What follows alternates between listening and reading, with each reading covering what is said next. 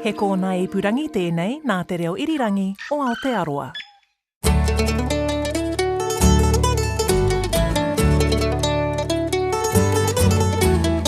Kia ora e te whānau, welcome to Country Life ko Duncan Smith tēnei. No mai whakaronga mai ki te Aotai whenua, ko Sally Round tēnei. And it's great to have you with us this Matariki weekend. Manawatia a Matariki. Today, Janina's headed for the hills on the scent of kiwi, and Cosmo meets a South Otago farmer who's stopped using chemical fertilisers. And later I'll be drifting back in time with you in the far north, having a cup of tea with the Hei whānau, the 17th generation on their ancestral land. But first, let's go to our roundup of the week's rural news, dominated this week by the weather. Farmers in Te Tai Rāwhiti have had more anxious times and are still assessing damage from the heavy rain. Weather bombs like this week's remind them of last year's cyclones and the devastation caused to fence lines, crops and pasture. Tim Jefford farms in Tolaga Bay. His farm was smashed during hail in Gabrielle. Wife and I were both sitting in bed last night, both feeling like we had knots in our stomach, and yeah, it's sort of a feeling that just you can't really get rid of. It's just when that river starts to sort of get up and community posts civil fence texts go out, then you start worrying a fair bit. Tim says trees down and slips are the extent of damage to his farm, much to his relief. Growers have been affected. We've heard about some heavy flooding to a citrus producer, affecting both the orchard and the pack house. Wairoa farming leader Alan Newton says the downpour and flooding this week comes on top of ground already sodden from the wet winter. About a month ago it turned wet and it just hasn't let up. They're forecasting us day after day with fine weather and it just carried on raining. The slow, light rain and it penetrating the ground and making things very wet underfoot. It's been very, very warm and the pasture growth here up until now with this rain has been exceptionally good. While there are plenty of trees down and surface flooding in the region, one farmer said the death of 3 fishermen during the storm puts damage caused by the heavy rain in perspective. Meanwhile, farmers in North Canterbury say the region has a tinge of green thanks to downpours in recent weeks. The region's been struggling with dry conditions since the summer. Farmers have been dishing out supplementary feed and offloading stock where they can. In addition, Hawarden sheep and beef farmer Dan Hodgin says ewe pregnancy rates have been affected as feed conditions had deteriorated by the time the ram went out. Generally, I'm hearing most people are sort of 20 to 30% back, even slightly higher in some places than 30%, which is another big hit you don't need when you're trying to dig yourself out of a financial hole.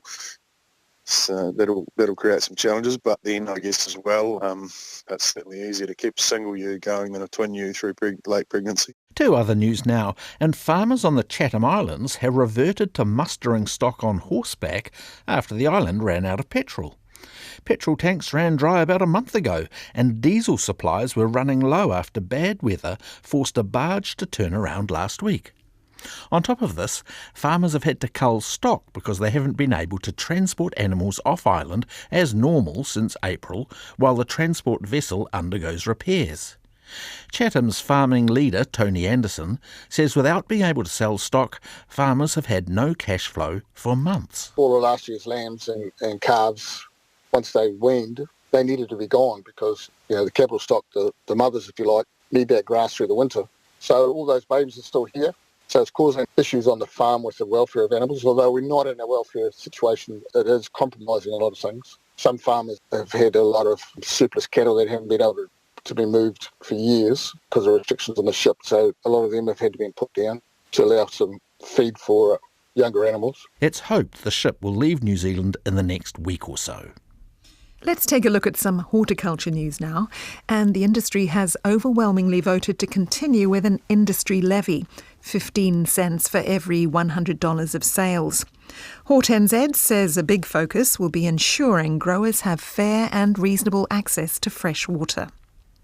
The blueberry grower Miro is replanting part of its orchard that was smashed during cyclones last year. It's been approved for a $3.5 million loan from the government's North Island Weather Event Fund. Miro is made up of several Māori entities, Hapu and Iwi, and has 10 blueberry orchards in the Bay of Plenty. And the kiwi fruit marketer Zespri says it's on track to reach its record-breaking $4.5 billion sales goal by the end of this season. That's up from $2.9 billion 3 seasons ago. Not great news from the olive oil industry, though, as many producers have had a horror season, just as they were hoping to plug supply gaps caused by drought elsewhere in the world. Growers in Northland, Waiheke, Auckland and Kapiti have had a good season, but the majority in Wairarapa, Nelson Marlborough and Canterbury are pressing a third fewer olives than last season, and last season was down as well. Olives New Zealand Executive Officer Emma Glover says the later autumn drought, bird strike and early frosts in Central Otago have affected yields. She says groves normally producing 40 to 50,000 litres will be down to 30,000 litres. Many growers will be losing money and some may need to exit. They're not going to keep growing, and because to keep that volume going or to increase the volume, the grove needs to be maintained. But if you've got people going and looking for employment elsewhere to supplement incomes, they don't have the time and effort to put into their grove to prune it and to spray it and to do all the work that needs to be, because there's not a lot of contractors around in our industry. It's very much owner-operated in the grove. Emma Glover says one bright spot is this season's olive oil is back to having more flavour.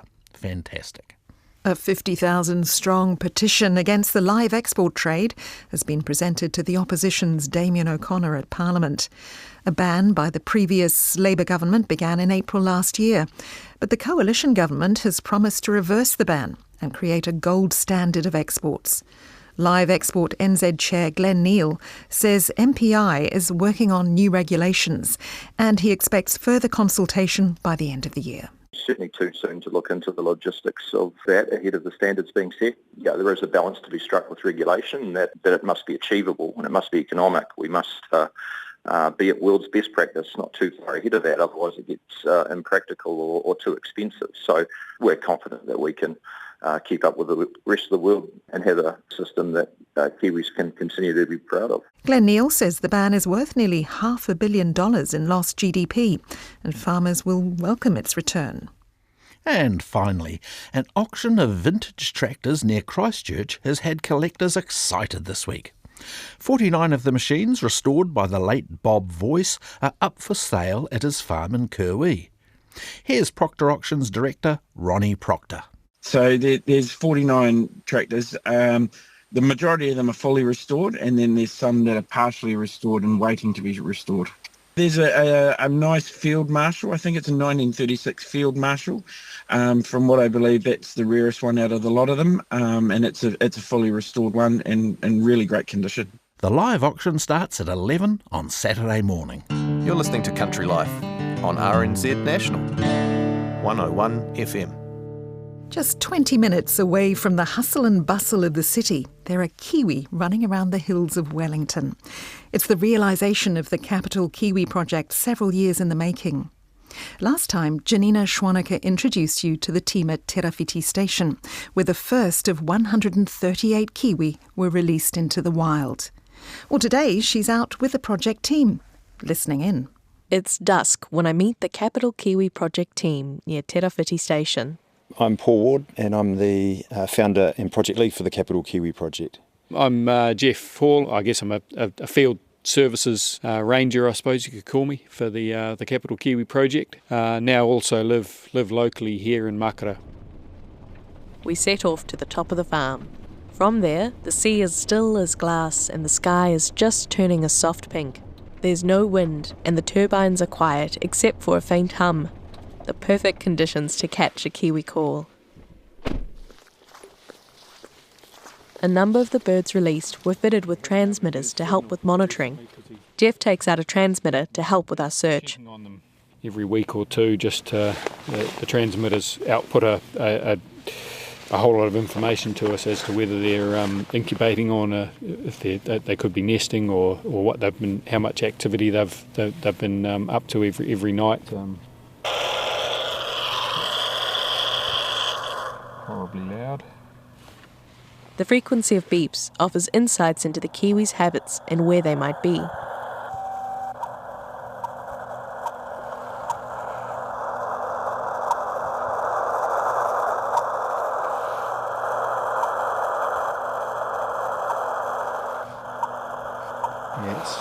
That's a bird across the gully from us here, a few hundred metres. And at the moment, that the beeps you can hear, it's going through its output sequence, which when I'm in the field, I would sit down and be counting the beeps and recording them, and then I can put those into a database, and then that spits out at me what the bird's been up to, whether it's nesting or whether it's been out for 8 hours last night or not, or it's a bit like a Fitbit for a kiwi. If you look at this landscape that we're standing in now, which is, lots of ferns, lots of like low-growing scrub and things, sometimes you can hone in on a spot that might be like, 5 metres square, but it still might take you 10-15 minutes to figure out where the bird is in that patch, and that's when the dogs come in useful. But yeah, the transmitter technology definitely makes life a lot easier. We don't have to interfere, and it's an annual process of catching the bird, refitting the transmitter, and then it's hands off until they nest. Once a chick has hatched, we're able to then catch the chick at the nest and start monitoring the chick. Our ultimate goal is to have no monitored birds whatsoever, and to have, once we've got the confidence that this population is settled, established and growing, our goal is to remove those transmitters and for the birds to live their wild lives on Wellington's hills. That was what was so exciting about our first chicks. So when they made that fighting weight of 1.2 kilos, which was about 6 weeks ago, two months ago, Jeff. When we snipped their transmitter off, they were our first homegrown wild kiwi chicks on the hills of Porniki in a long, long time. It's the realisation of a project more than 7 years in the making. We were able to bring the first kiwi back in late 2022, and then over the last couple of years, we've got 138 kiwi. People might be surprised about how adaptable and resilient kiwi are. One of the things we like to remind people is that they are tough, feisty, and you don't name your rugby league team or your army after... I didn't organise that.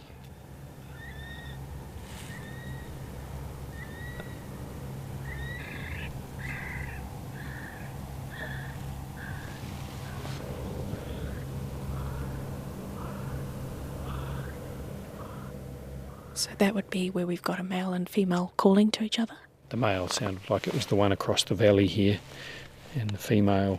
Maybe somewhere in the gully. Yeah, so just for context as well, where those calls have came from was probably like 300 or 400 metres away from us. So as I was saying, they are quite tough, feisty animals. With a little bit of care from us, they can live alongside us in the wild on the hills. We stay for a bit longer and hear even more kiwi before heading back down to Makara. I ask Paul and Jeff how it feels to see the project realised and to hear kiwi back in the hills of Wellington. Pretty special. You get the chills when you hear those birds calling from the hills, and there's been 7 or 8 years work gone into this effort to return kiwi. Our landowners, our iwi, our communities that have put so much into it. So when you do hear those birds calling, and tonight, Jeff, I think we heard three pairs and the odd individual. It's very sweet. What about for you, Jeff? How are you feeling after tonight's listening? It's always exciting to hear kiwi in any space, but to hear them out the back of Wellington here is next level, really. Definitely exciting stuff. That was Paul Ward and Jeff Hall of the Capital Kiwi Project, speaking to Janina Schwanecker. And you can find out more about the team and Terrawhiti Station on our webpage, rnz.co.nz/countrylife. Mark and Madeline Anderson have a dairy farm at Clinton in South Otago. Several years ago, they decided to make the switch from conventional farming to a regenerative system. And Mark says they haven't looked back. Cosmo Kentish-Barnes is there to find out more.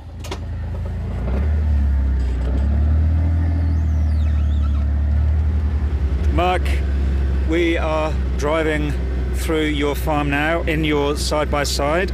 How long have you been farming this land? Well, I grew up here.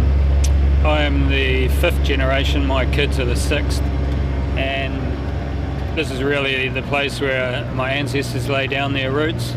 So, yeah, they came to New Zealand in 1840. They did try to land in Nelson, but their ship hit the rocks and all their sheep drowned, actually. And then several years later they came to Dunedin, and then they moved out to the land here.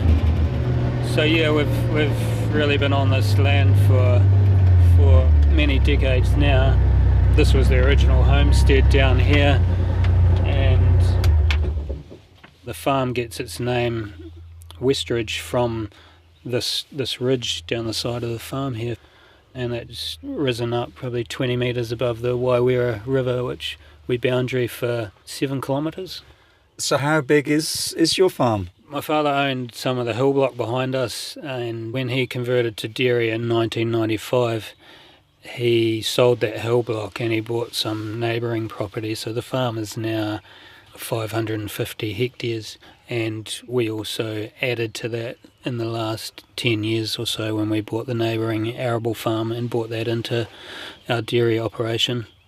Yeah, so we've made some quite large changes just in the last 10 years, and we were one of the first farms here to start, you could say, nature-friendly fertility programs. And so you adopted a regenerative farming approach. Yeah, that came through from a series of, I guess, tension events, which was increasing debt, low milk payouts, and I had an autoimmune disorder. So we really just decided that we would start to look at the root causes and address them. And from there, we've moved our dairy herd from around, we were milking nearly 900 cows, and we've reduced that nearly 40%. So we changed to once a day milking.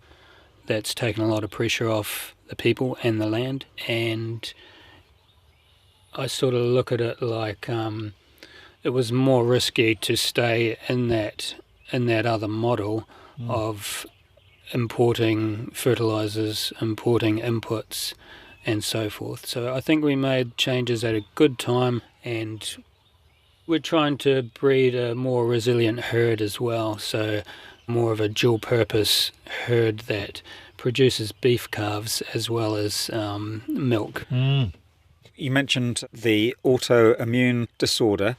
How was that impacted on by, your previous farming methods? I mean, I guess how I see it is the landscape is generally a mirror image of the farmer.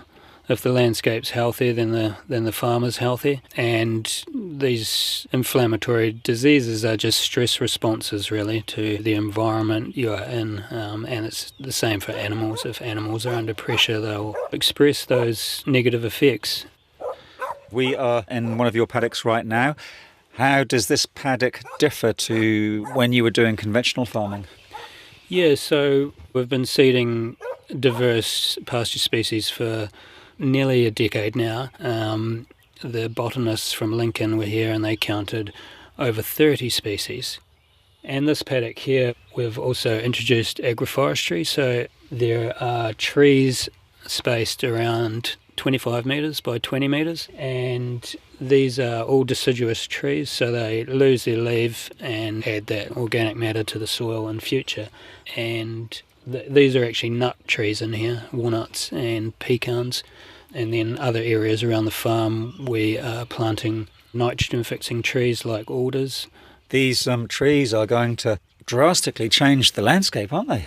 Yeah, I've heard that for every species you introduce, you bring in another 4. So if you can start to think about the soil diversity, then the plant diversity above the ground, and then layering other income streams on top of that, we're then not just producing milk per hectare, we're producing nuts and fruit or honey, etc.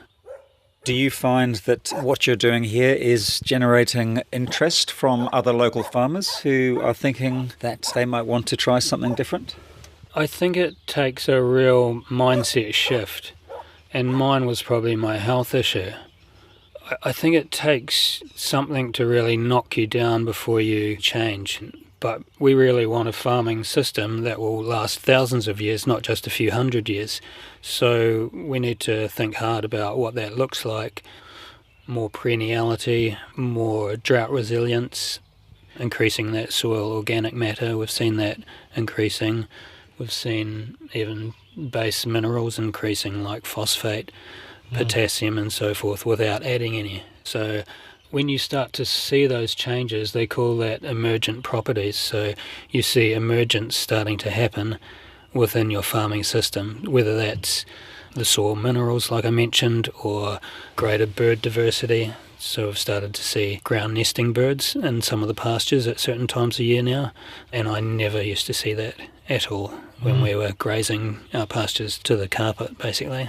Do you still use chemical fertilisers? No, we quit nitrogen quite early, and the company just couldn't understand why I was removing the silo.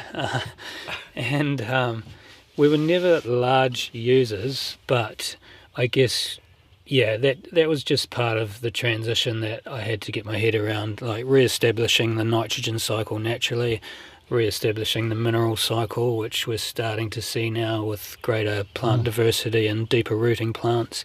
And profitability has improved greatly. I mean, when we're not spending $200,000 to $250,000 a year on fertiliser. So what have you replaced some of those fertilisers with? What do you put on the paddocks now? So we use the grazing as a tool, the high stock density grazing and multiple shifting.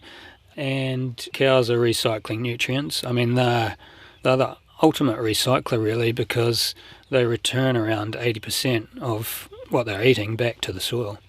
And we have our own slurry tanker, so we stir our effluent, the nutrient from the shed, and we spread that around the farm. We also use bale grazing as a tool now for wintering, and that's also a nutrient input, as is the composting. We've moved to making our own composting on farm. What do you make the compost out of?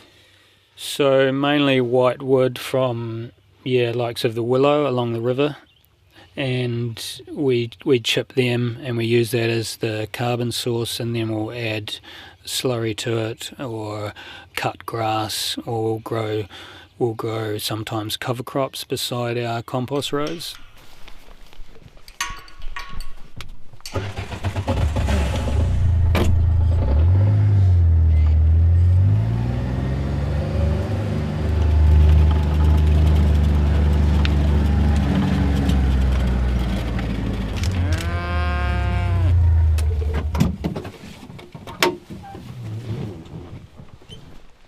There's lots of clover in this paddock. Yeah, this paddock's looking pretty good. We shut this paddock up in February to let the grass recover, and then we've got the hay bales placed out on it like a checkerboard for winter bale grazing.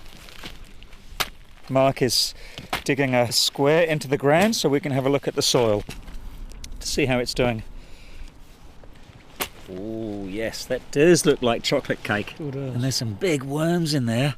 So that just crumbles apart. And the roots are actually going quite deep, aren't they? The roots are now going down to our clay base, so that's around 600 millimetres deep. So the clay is actually starting to mottle, so that is the clay turning to soil, and that's from the root exudates. That's liquid carbon, so carbon coming from the atmosphere, going through the plant and down into the roots and into the soil. Yeah, it's a big part of what we're doing here, building a healthy soil. Healthy soil, healthy animals. Yeah, healthy people. How many worms per hectare do you think there are in this paddock? I think there's over 4 tonne of worm per hectare. There's a lot of work going on under our feet. Yeah, yeah. And that's not including all the bacteria, the fungi and so forth. So there could be well over 10 tonnes of organisms per hectare. It's pretty amazing. And so when will the cows be coming in here? Yeah, not till we begin calving, so this will be over 100 days rest now. So that's our system. We've moved away from supplementing cows outside of the paddock, basically. So it's pasture only now. So we haven't fed grain for 4 years now. That'll be a big saving because grain is expensive. It's a big saving, and I think it's also a saving that goes toward animal health, because when your cow's having to adapt to a new feed, it takes time to transition. So we just thought we didn't need it anymore. Our thinking was also that arable land should be used for feeding humans, not so much animals. We should be able to do this if we're focusing on those natural cycles like the solar energy cycle, the nitrogen cycle, the mineral cycle. Then we really should be able to grow our own feed in the paddock. It's what cows were designed to eat. That's why they've got long legs. The grass is supposed to be up to their bellies. So it was just another input that we could remove out of our system, really. Now over the fence are some of your lovely looking Normandy cows. There's around 200 in this mob. They've got around 16 to 18 round bales of hay on around 5,000 square metres, and they're on a 2-day break. So they generally gobble up the grass first, and then they start working on the hay, and the litter that's left over from the hay bale acts as a mulch, and it just rots away and adds to soil health. And yeah, I think just getting back to their base diet of grass has really helped our animal health in regards to in-calf rates and just moving away from veterinary intervention. And milk production wise, did you have a good season? The tail end of the season wasn't great. We had a really good spring, so then we had a good mating, and then generally around this area it goes boom to bust. Like, we can get quite dry in this area in South Otago. But yeah, we had more of a normal summer, but then March tended to be quite cold, and then from there we didn't really recover a lot. But production-wise, wasn't too bad. The cows are averaging around that 350 to 360 milk solids with no inputs. And are your cows producing as much milk as a conventional dairy herd? Yeah, I would say not as high, because we've taken out things like nitrogen fertiliser, we've never fed palm kernel, and we've taken out grain from the shed. But yeah, the district average for South Otago on twice-a-day milking is 380 milk solids a cow. So I'm fairly happy with knowing that's my rock bottom, and this year was around 360 milk solids per cow. And I think if we start to have better seasons with a bit more moisture than what we've had over the last 5 or 6, then production should come up from there.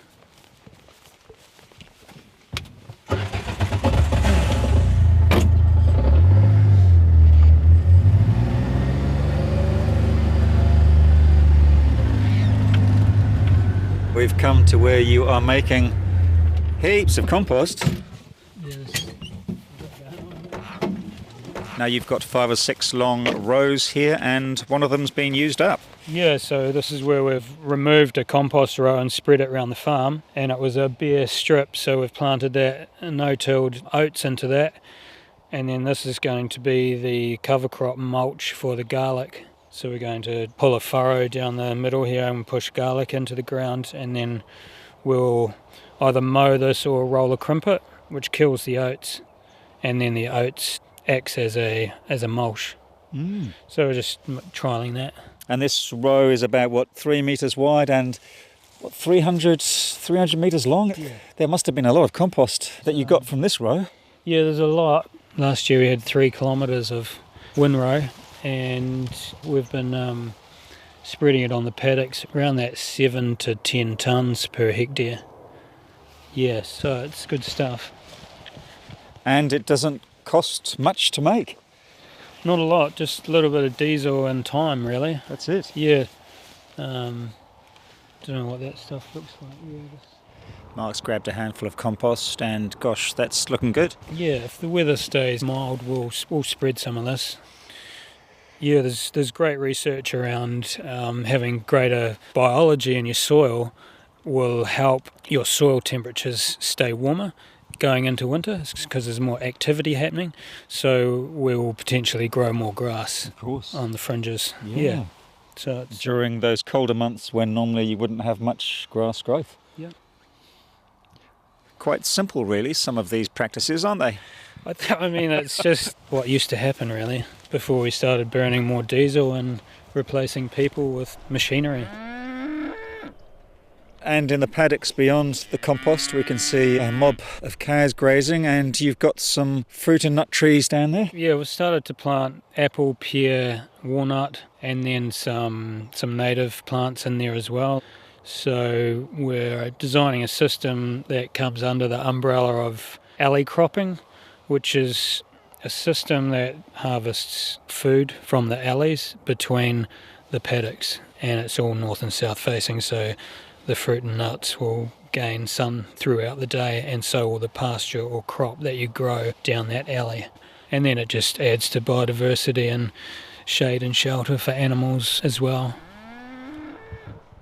Mark Anderson there talking to Cosmo on his dairy farm in South Otago. To see some photos from this story, go to the Country Life webpage. My name is Sarah Maxwell. I am a farmer from Feilding in the Manawatu, and you're listening to Country Life on RNZ National. Let's go to the far north now, where a road snakes its way through bush between the harbours of Manganui and Whangaroa on the region's eastern coast. After a while, the road dips deeply down to the coastline and beautiful Taimaro Bay. Here there are a few off-grid homes dotted among the pohutukawa trees. And in one of them you'll find Sandra and Alfonso Hey. And we've got solar. Got solar power as well. That's what our lights are. I met Sandra and Alfonso having a coffee in town, and they invited me to come out to their home, a remote scallop-shaped bay lined with white sandy beaches, separated by headlands. Wow. Look at this. This is your routine. Come up here every morning. It's the golden hour, just before the sun goes down, and there's a nip in the breeze coming off the ocean. A tea party by the sea. How beautiful. The cups and saucers are laid out on a lace tablecloth. There's local honey, homemade bread, and a vase of flowers. Sandra's family has lived in this bay for generations, and Alfonso can trace his roots to the original inhabitants of Martha's Vineyard in the US. His great-grandfather was a whaler who jumped ship near Kirikiri in the late 1800s. I'm a descendant from the Wampanoag tribe. My tupuna there, his name is Marcellus, and he came over on a whaling boat, him and a friend, and he didn't like the way he was treated on the boat, so they escaped. Sandra and Alfonso met in Whangarei and moved back to Sandra's Tūrangawaewae in the 1980s. In those days, he took the kids out on horseback to meet the school bus. The track was much rougher then. 1989, when we came home, I used to horse the kids out of the bay to the bus stop, which was about 8 kilometres. Yeah. So I had 3 horses. I was the lead horse. I used to take the kids out to the bus stop and come back, take them into the sea, have a wash, let them go, have a kai, and then do the same thing in the afternoon. Yes, I have some of that. Just pluck some of that, put some of that in there, and then there's a hot water here. And then we've got some, and then you've got the honey right next door to you. From your own honeybees? Yeah, we had honeybees out here for a bit and somebody else come on. Please, help yourself. Look. Have a bit of that and my tea. How gorgeous.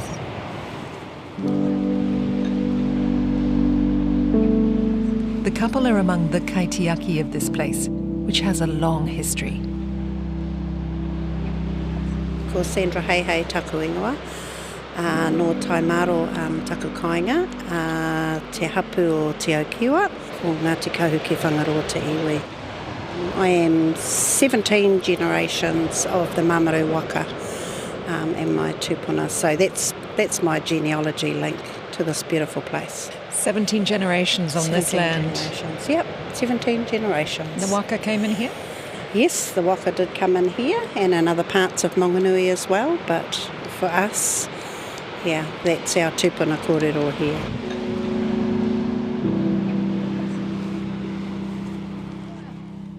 Sandra points out places where her tupuna would have lived, and gardened and looked after their bay. For us.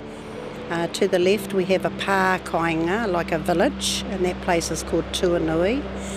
We have another little bay that's called Ngā Whenua, and there's another little bay that we call Omata, and then we've got a Marakai, which is a place where they did gardening, and then we've got Rotowhiro, and then we've got Te Ārai, which is in the middle of the bay here at the Pahutakawas, and then to my Taha Mātou, which is to the right, we have Oeka, a little point, and then we have Ōkauau, which is another little shingly bay.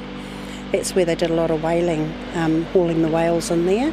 You can still see some of the old ship nails they had hammered into the rocks.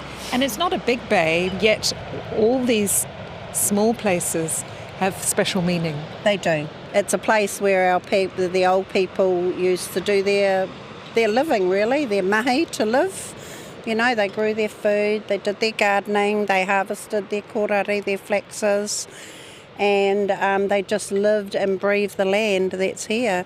And then going out to the front here is a place called Tutu Tarakihi, which means you're looking down on all the little fishes that are swimming. Again, a lot of our place names here and a lot of these pās represent little stories, so we call them pūrākau.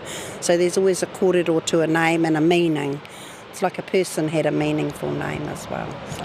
And looking higher up, overlooking the bay, several pā sites. When I say they're pā sites, they're actually little homes. If you imagine a house, and when you look back at Māori history and tradition, you're actually looking at a landscape that's very similar to Egypt, like a pyramid. But you're just looking at hills now and if underneath the scrub you would see platforms and terraces and pits, and that's where the old people used to live. We're standing on a sort of raised dune area. What happened here?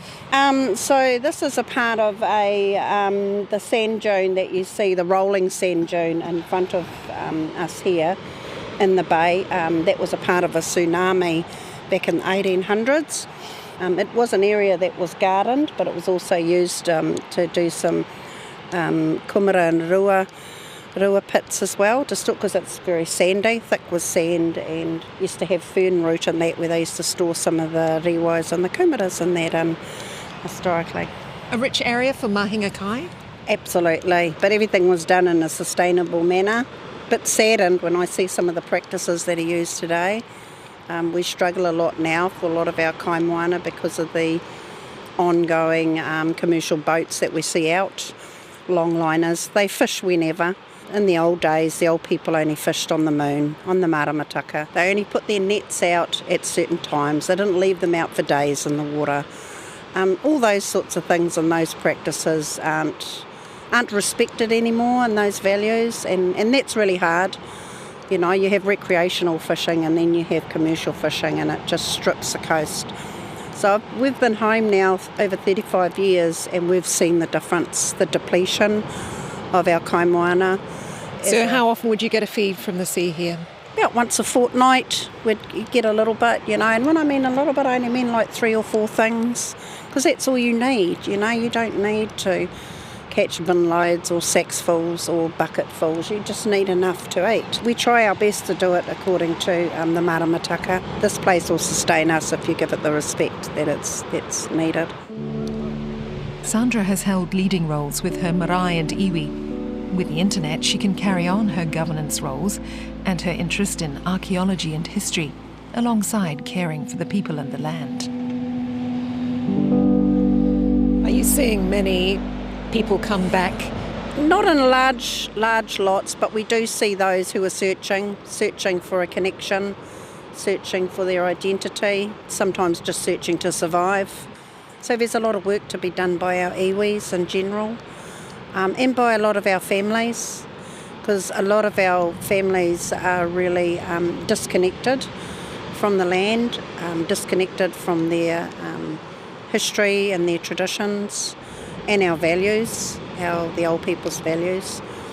There's a lot of healing in that to be done, really. You mentioned earlier that after COVID you did see a return of people to this small bay and to this area. Yes, we did. We had a huge big influx, and then when it sort of calmed down a bit, I think for some of them the lifestyle was a bit hard.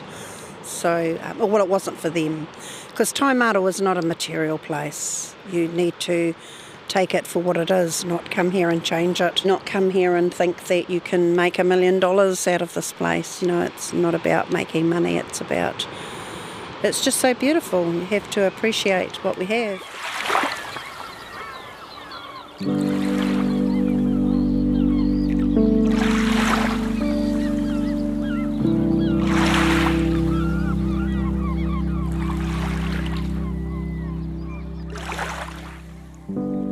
How does it work if you want to come and live here? Usually you have to whakapapa. So you whakapapa to the whenua. There'll be a tupuna name that you will whakapapa to. It's about the whānau awhiang and supporting you to come home and live. So that's how you basically come back. They call it shareholding and listings and things through the Māori Land Court, but that's another kaupapa and a beast within itself. So, but I'm a strong believer in whakapapa. It's tupuna whenua.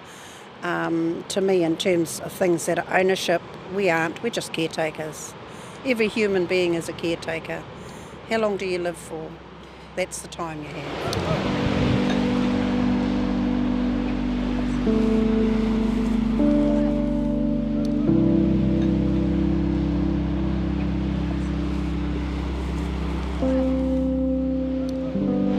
The buildings that are here now are obviously different from what was here before. You had an old school, an old church. You even had you had your marae, which was moved. Yes.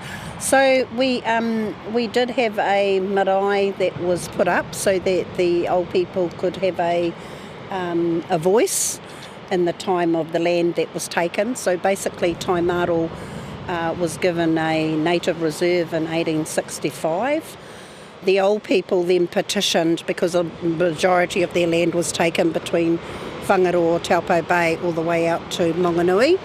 Frederick Manning and Judge White were the key people of that particular area, and our tupunas, Paera, Petera, there was quite a few of them in that time. They were the ones that stood to speak about the long-term occupation that the people had here and their struggles, and about them trying to maintain their rights, really, to living and breathing the land that they had always done.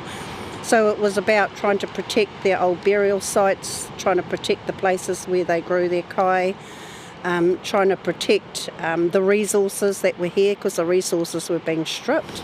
So the marae was built late 1800s. That became a vocal point where they also integrated a lot with the Catholic Church. Catholic Church was involved. Katurikas, we all became real staunch believers. Our tupunas did, and right down to our families today of the Catholic faith. We had a church here and we had a school. That was like 1905. The school started. It left here 1936.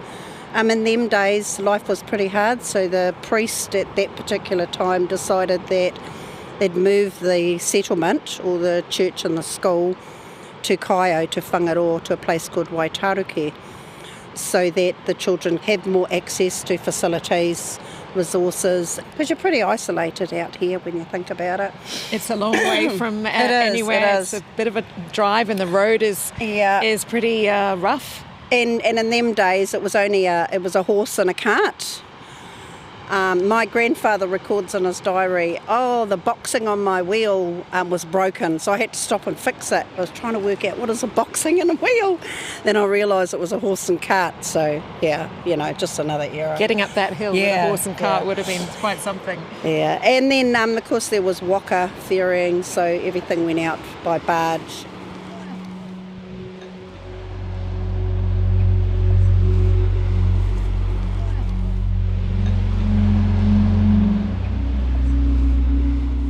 During all this time, between 1865 and 1930, our people were being educated, learning how to read and write so they could fight for the grievances of the land lost all around them, and trying to maintain their tino rangatiratanga, their mana motahake, which is just their basic living rights of how they want to live on the land their own way, not being governed by someone else or having been told what to do, you know. But mainly it was around the resources that were here, because it was just being stripped at the time.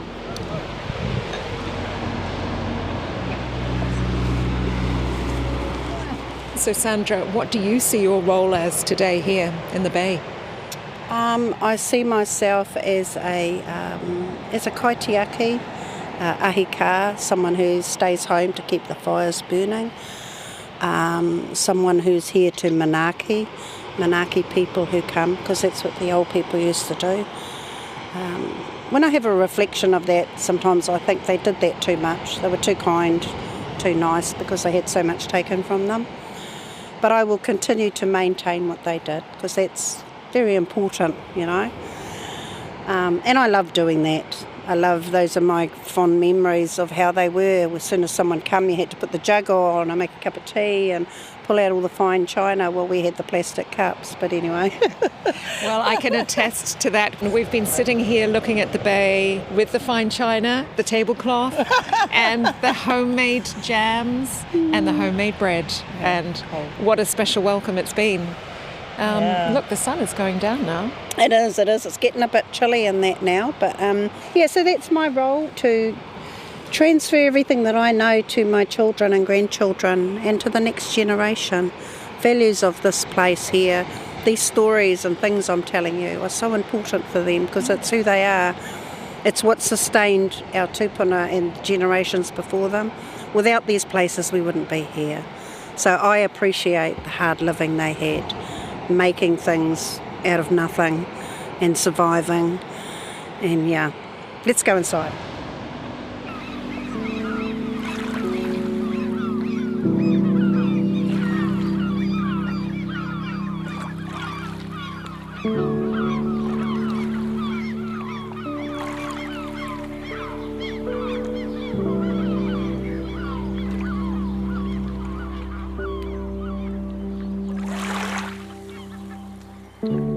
I was speaking there to Sandra Heihei in Taimaro Bay in Te Taitokoro, Northland.